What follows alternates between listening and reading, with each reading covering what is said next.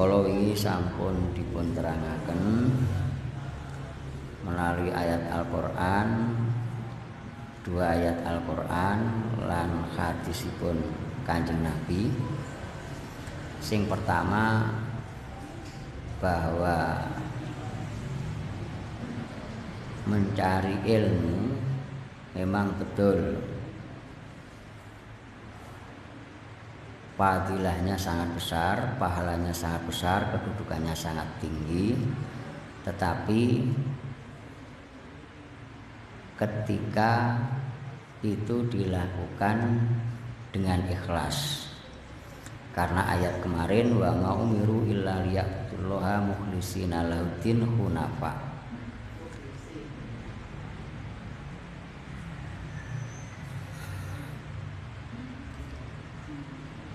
Ayat kemarin walaupun menjelaskan bahwa segala amal itu harus didasari ikhlas karena Allah, termasuk dalam mencari ilmu juga harus demikian, harus ikhlas karena Allah.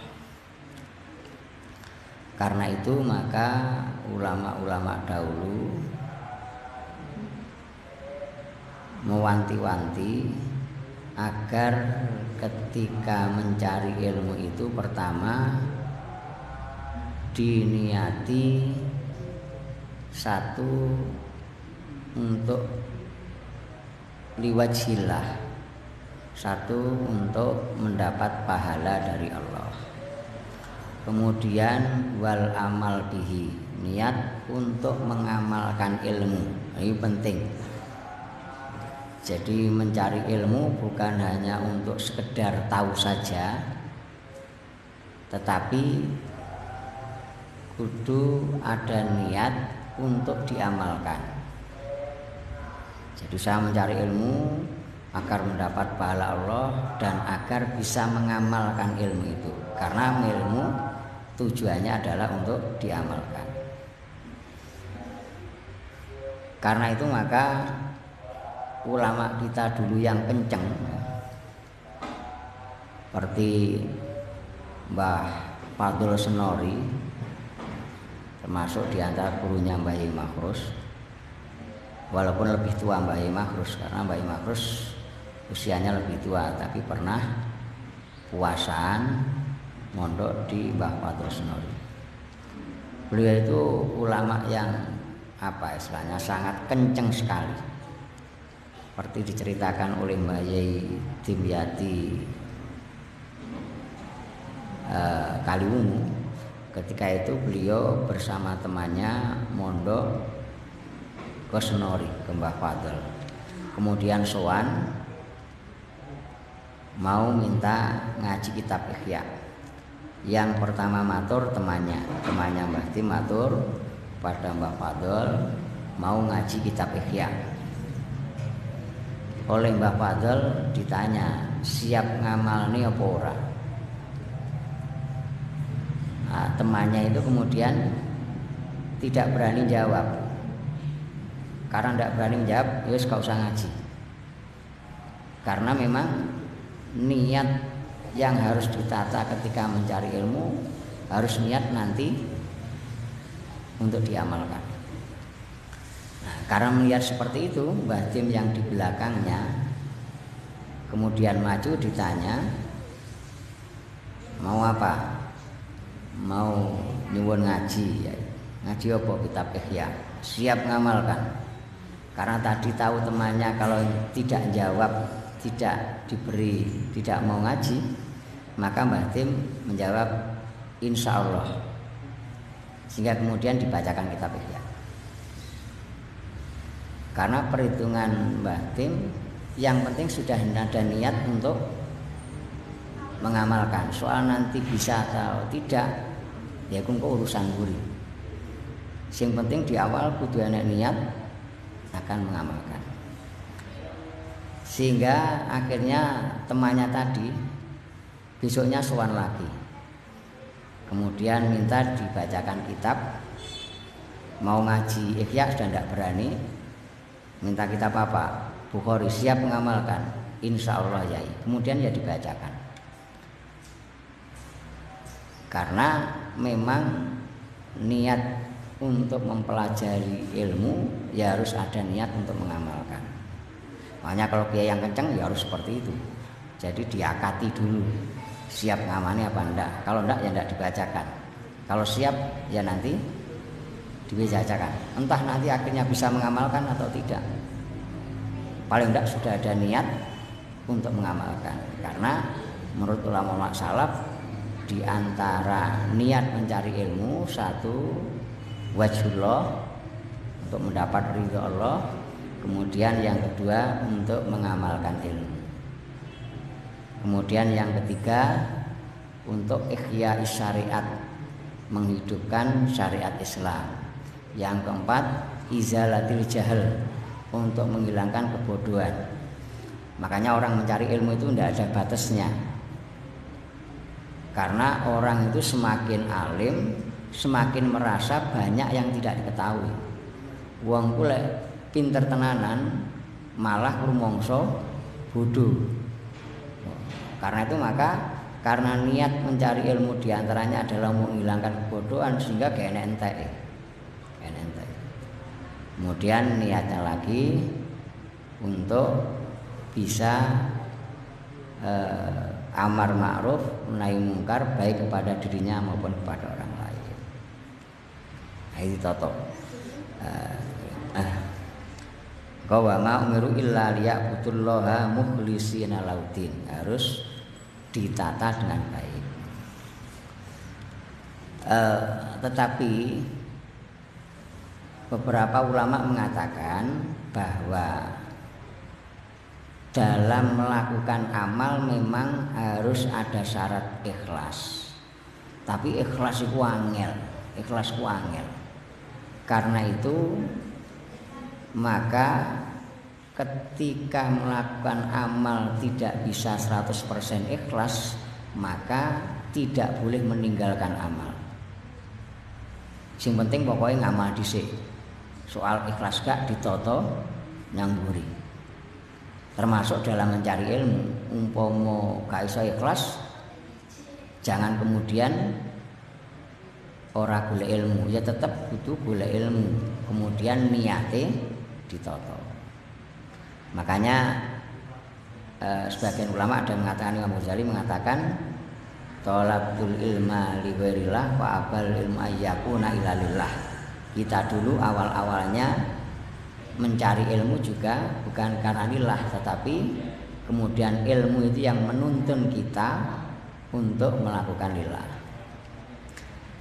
Seperti Imam Ghazali menurut riwayat, karena beliau itu orang yang ditinggal mati oleh orang tuanya, sehingga hidupnya ya serba pas-pasan.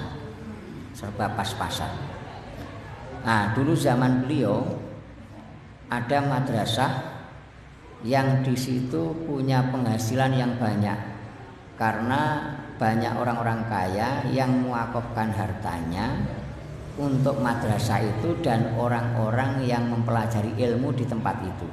Sehingga kalau orang belajar di tempat itu, maka istilah sekarang dapat beasiswa. Terus orang bayar, ditanggung biaya hidupnya. Sehingga Imam Ghazali dan adiknya awal-awal belajar di tempat itu ya tujuannya ben uripe rada terjamin. Maka uripe serba pas-pasan. Oleh masuk sekolah itu kan terjamin kehidupan. Awal-awalnya seperti itu, cilik-cilik. Tetapi kemudian fa abal ilmu ayyakuna illallah. Ilmu itulah kemudian yang menuntun mereka beliau berdua semata-mata lillahi ta'ala. Sehingga orang tidak boleh ketika tidak bisa ikhlas kemudian meninggalkan amal, tidak boleh. Wong salat ikhlas tenanan itu ya angel.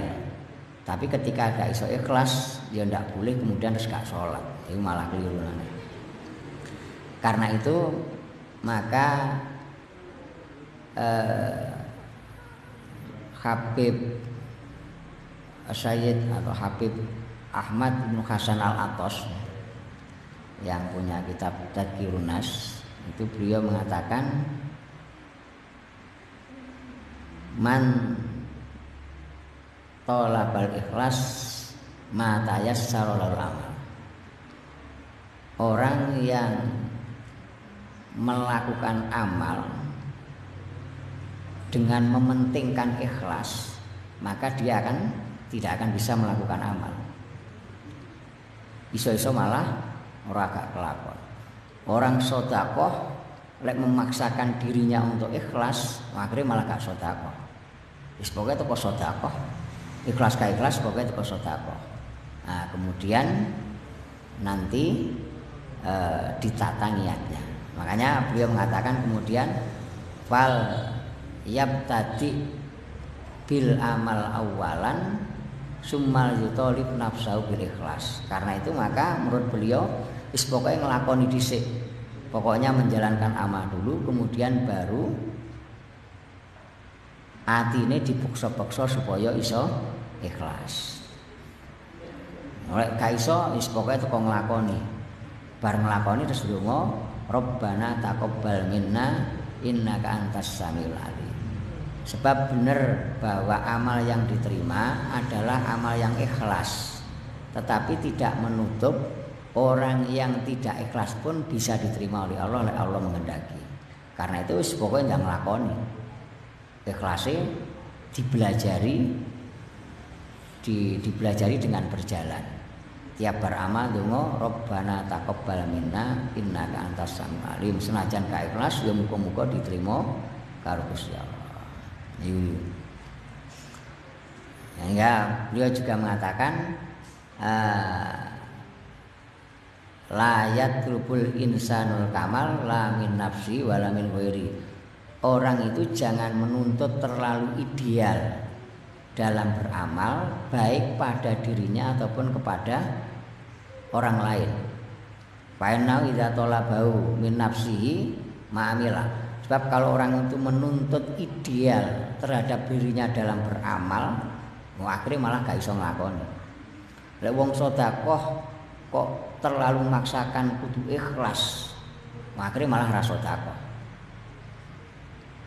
Nah, sehingga tidak perlu menuntut idealis, pokoknya yang penting amal itu terlaksana.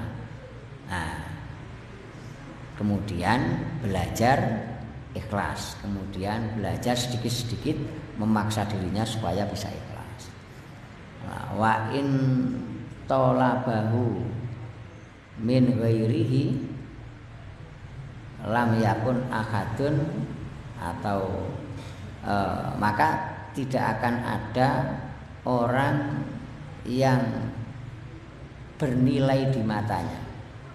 Kalau dia menuntut orang lain sempurna, maka tidak akan ada orang yang bernilai di matanya. Maka setiap orang itu mesti punya kekurangan. Ora enek wong enek kekurangan gak gelem. Tiap enek kekurangan gak gelem, ya akhirnya tidak akan pernah bisa ngajeni terhadap orang lain, atau bahkan akhirnya menjadikan meremehkan orang lain. Karena itu benar ikhlas itu penting, tetapi jangan kemudian menjadi kendala dalam melakukan amal. Jadi kalau ikhlas tetap pokoknya dilakoni sambil sedikit demi sedikit menata dirinya agar lain kali bisa lebih baik dan lebih baik. Ayo ikhlas.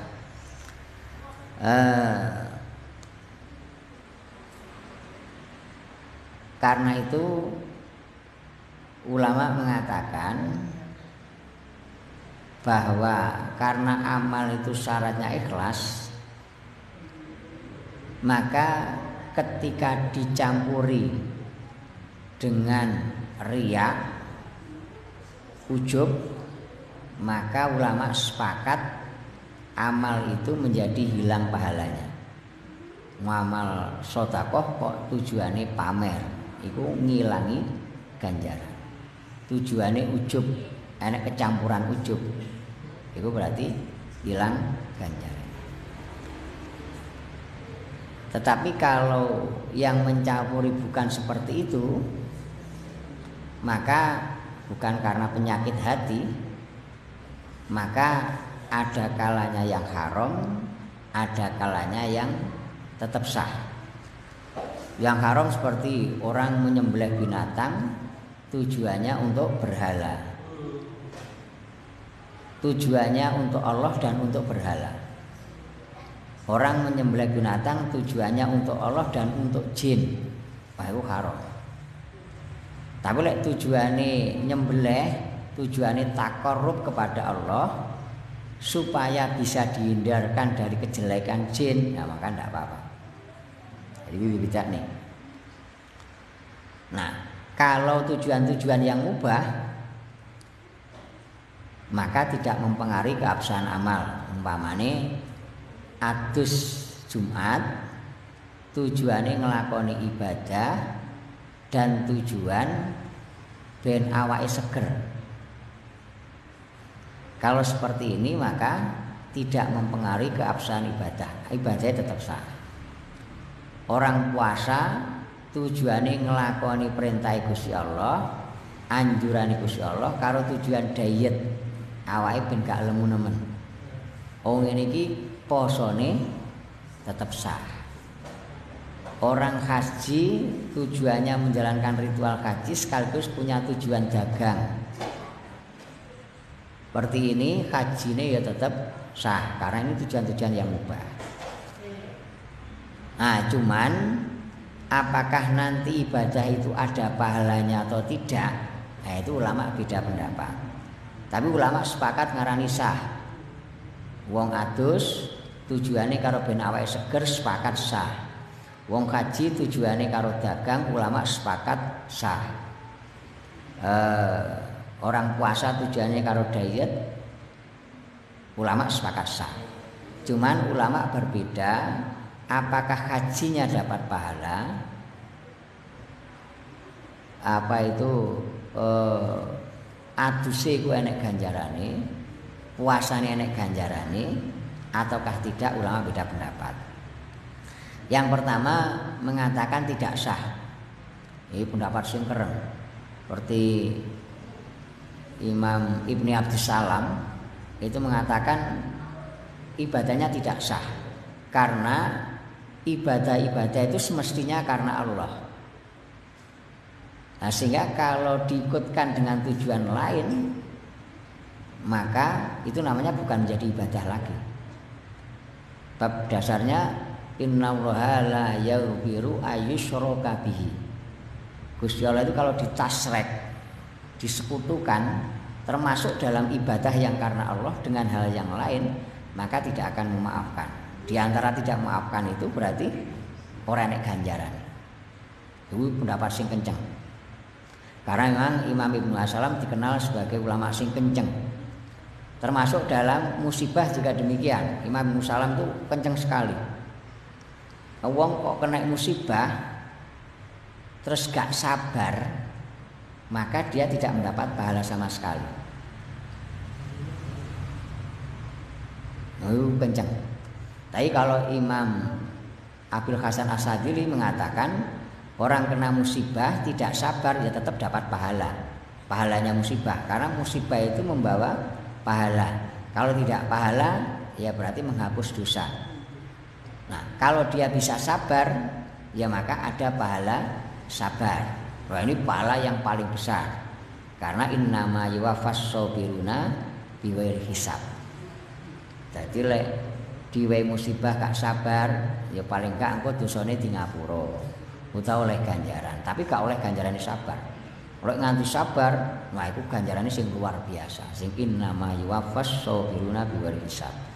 Kalau Ibnu Abdissalam wis gak oleh ganjaran lek gak sabar, nek ganjarane lek sabar.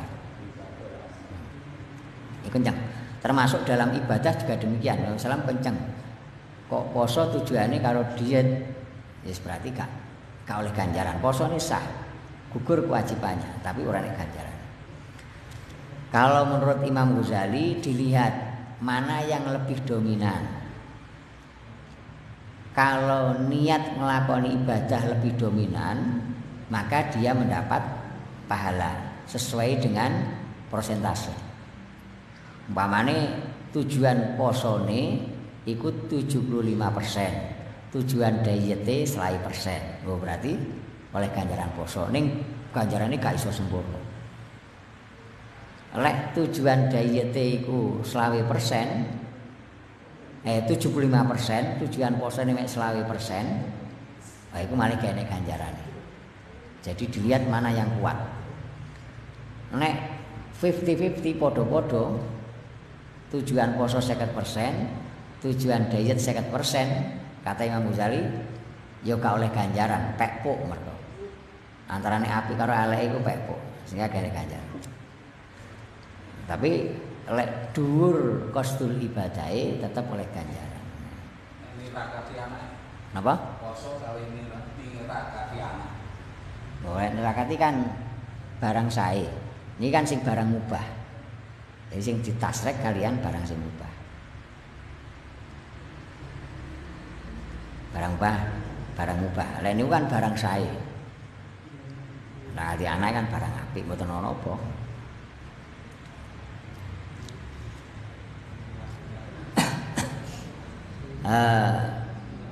Imam Ghazali ndawakan ngoten sebab riyen zaman sahabat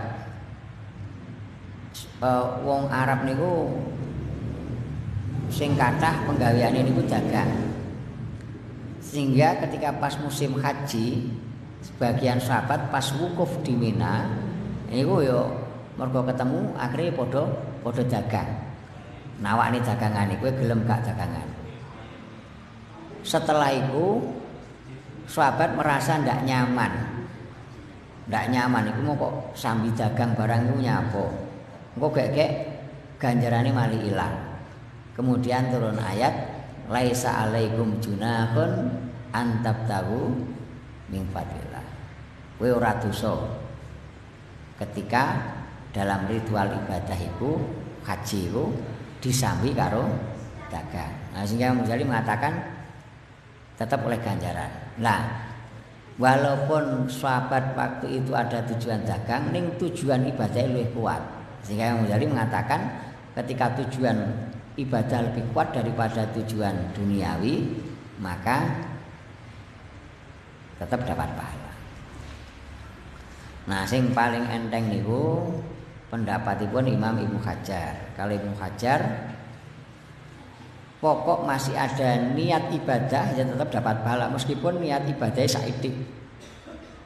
Pemane haji niate haji meh 5%. Tujuan utama niku dagangi. Berarti sing 5% niat ibadah, sing 90%, 95% niat dagang. Ini kalau menurut Imam Ibnu Hajar tetap oleh ganjaran sesuai karo persentase nih. Berarti ganjarannya ya 5%. Mereka menurut Ibnu Hajar wa may ya'mal misqala dzarratin khairan yarah. Amal saidik kali Gusti Allah tetap duwei ganjaran. Jika selama masih ada niat ibadah ya tetap asal ganjaran sesuai kalian persentase.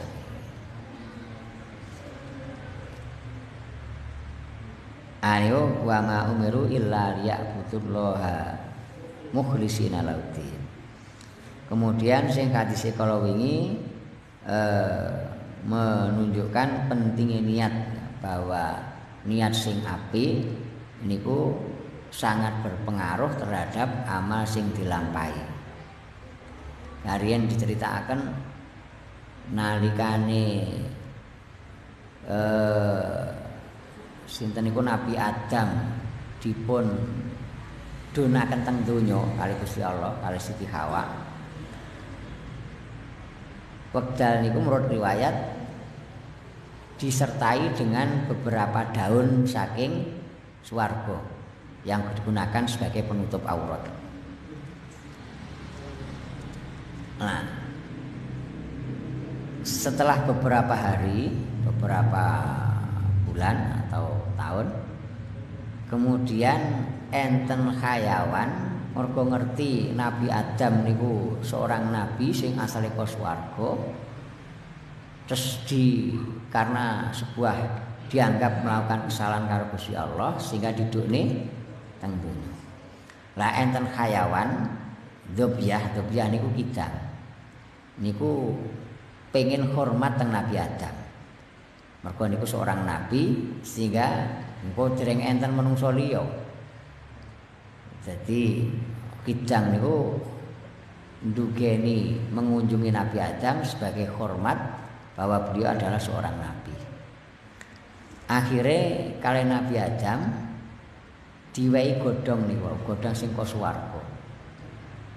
Sehingga dipangan sing dadene kidang niku akhirnya awake wangi.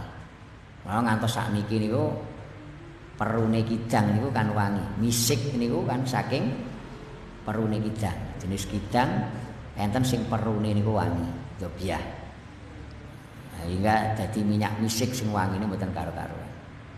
Riyen niku asale awake wangi kabeh. Mantun sowan begitu roh kidang niku awake wangi, kewan-kewan liyane padha takok, kok mari awakmu wangi? Cerita mari sowan Nabi Adam. Akhire kewan-kewan padha sowan, tujuane engko ben awake wangi. Bahasan sowan Nabi Adam ya ora diwehi apa-apa. Mergo tujuane beda. Kidang wau tujuane hormat Nabi Adam. Kewan-kewan liya tujuane ben awake wangi. Ben oleh anugerah rupa awake wangi, akhire gak oleh apa-apa. Lah sing kidang tujuane hormat teng Nabi, ya akhire angsal godhong sing kong swarga sing dipangan dadekne awake wangi. Nah niku kala wingi wa inna malikul limriin manawa. Niat api, niat sae niku penting. Sehingga lek saged napa-napa mawon ku diniati sing apik atau diniati sing sak kata-katae apik. Sak saged-sagede.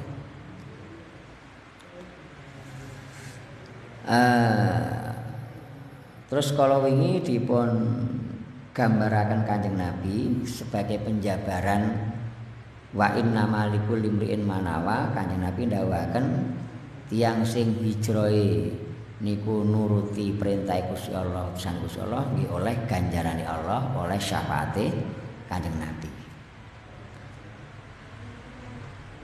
Teng hadis menika Kanjeng Nabi ndamel contoh hijrah. Walaupun niki maksudnya mboten kudu hijrah tok. Amal-amal lintune lek tujuane mboten lillahi wali rasuli nggih mengke mboten begitu enten faedahe. Nah, Kanjeng Nabi nyontohaken hijrah kados kala wingi bahwa terkait enten sing tiyang hijrah niku tujuane tujuan duniawi. Tujuane tujuan duniawi. Sehingga Kanjeng Nabi memberikan gambaran wa inna malikul limrin manawa dengan gambaran hijrah. Nah, hijrah niku napa maksude? Hijrah niku secara bahasa artine napa nggih? At-tarku niku namanya hijrah, meninggalkan niku namanya hijrah. Mulane lek teng bab fikih nika lek enten bojo sing purek niki suami angsal memberikan takziran sing pertama dengan cara dituturi. Bar dituturi gak kena engko dihajru. Hajru bil madhaji, karena ditinggal ora dijak turu bareng. Mergo hijrah niku asal manane tarku. Ning mboten angsal hajru fil kalam, ngeneng niku mboten angsal. Ngeneng niku bahasa Arabe nggih hajru fil kalam. Mergo ngeneng niku berarti ninggal omongan. Jadi sing angsal ninggal mboten ngejak turu, mboten angsal ninggal omongan. Ini tetap diajak omongan. Niku secara bahasa artine ninggal. Enten makna lughat, enten makna syara, enten makna hakikah. Makna syara hijrah niku mufaraqatu daril kufri ila daril Islam. Jadi pindah saking negara kufur, wilayah kufur menuju wilayah sing Islami. Niku namine hijrah secara syar'i, secara syar'i. Nah, hijrah sing ninggal wilayah kufur ke negara Islam niki hukume nggih saged norno. Sing pertama hukume wajib. Ketika orang yang berada di negara kufur tidak bisa melaksanakan tuntunan syariat dengan nyaman. Pemane yang luar negeri, yang negara barat sing kufur, teng ngriku wong Islam gak oleh ngamalne ajarane. Oleh ngeten iki wajib pindah, wajib menuju ke daerah sing Islam. Hukume wajib, ngeten iki hukume wajib. Kados riyen king Mekah pindah ke Madinah. Mergo Mekah niku wong Islam semakin hari semakin ditekan, boten angsal nglakoni ibadah. Nah, ketika dia tidak mampu menghadapi tekanan niki, maka dia wajib hijrah. Sing sik mampu nggih boten napa-napa. Karena itu maka kemudian riyen enten hijrah. Hijrah sing pertama riyen saking Mekah teng Habasyah. Bab zaman riyen Madinah dereng patek Islami. Sehingga hijrah sing pertama riyen saking Mekah teng Habasyah. Habasyah niku Ethiopia, saniki Ethiopia. Sebab pertimbangannya Kanjeng Nabi, Habasyah niku negara sing ngakoni enek Gusti Allah. Rajane kan agamane Kristen. Lek Kristen berarti kon sik duwe Gusti Allah. Berarti enek kemiripane kali Islam senajan mboten persis. Sehingga tiang-tiang sing mboten kuat siksaan niku kali Kanjeng Nabi kan hijrah teng Habasyah. Enten beberapa, enten 72 napa pinten sing hijrah niku. Nah, sak sampunipun hijrah gelombang pertama. Sak sampunipun teng mriko suwi-suwi enten kabar, king mriko enten kabar lek Mekah wis aman. Mau akhirnya padha mulih malih teng Mekah. Ternyata Mekah dereng aman. Ternyata niku kabar bohong. Mergo wong Mekah nyebarne kabar lek Mekah wis aman. Wong kafir supaya sing teng hijrah nyang Habasyah supaya balik. Buasan balik ternyata sik rung aman. Akhirnya hijrah malih teng Habasyah. Nah, hijrah gelombang kedua. Nah, kemudian sak sampunipun Madinah niku kathah tiyang Islami terkondisikan, akhirnya Kanjeng Nabi mempelopori hijrah teng Madinah. Nah, niku sing wajib. Mergo dari tempat sing kufur ketika dapat tekanan gak iso nglakoni ajaran Islam dan tidak mampu bertahan, maka wajib pindah ke negara Islam. Karena itu maka ketika penaklukan kota Mekah, ketika Makkah bisa ditaklukkan umat Islam, Kanjeng Nabi dawuh la hijrata ba'dal fathi. Wis gana hijrah neh sawise takluke negara Mekah. Mergo Mekah pun dadi negara Islam, wis mboten kufur malih. Sehingga wis gak perlu si wong sing Mekah hijrah malih teng Madinah. Ayo hukume wajib pertama. Nah, mengke hukum mboten wajib ketika dia tidak mampu untuk hijrah. Bawane wong wedok arep metu terang-terangan bahaya sehingga pemuka hijrah ya mboten napa-napa. Ya tetap berusaha semaksimal mungkin nglakoni ajaran-ajaran Islam sing sak mampune sambil menunggu kesempatan untuk hijrah.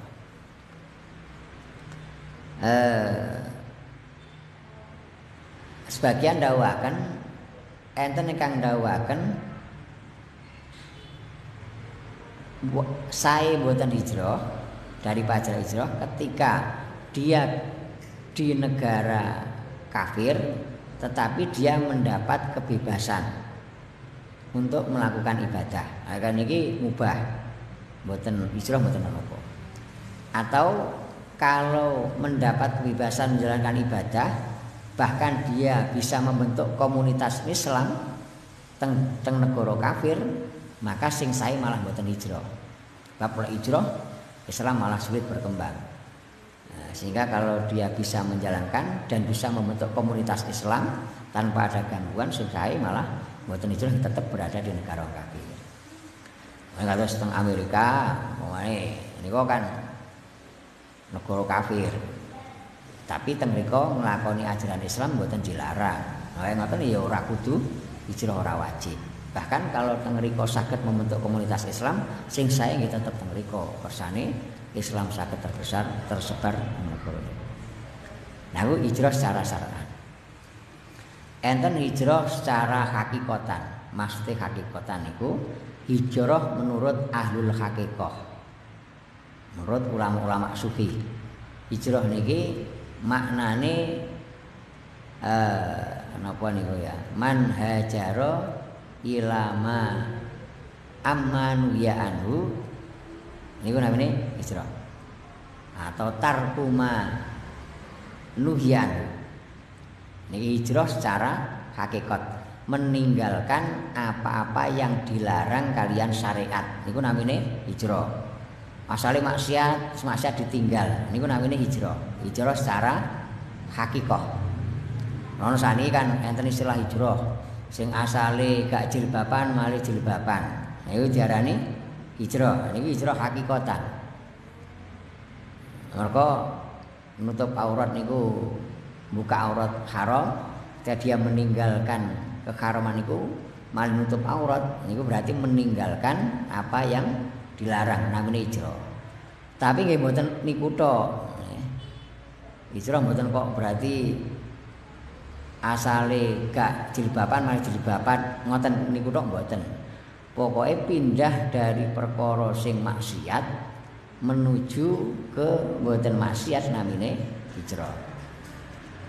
Merga Kanjeng Nabi nate dawuh, al muslimu man salimal muslimuna min lisani wa yadi. Wong Islam sing tenanan nggih niku wong sing umat Islam lain selamat dari gangguan tangan dan lisannya.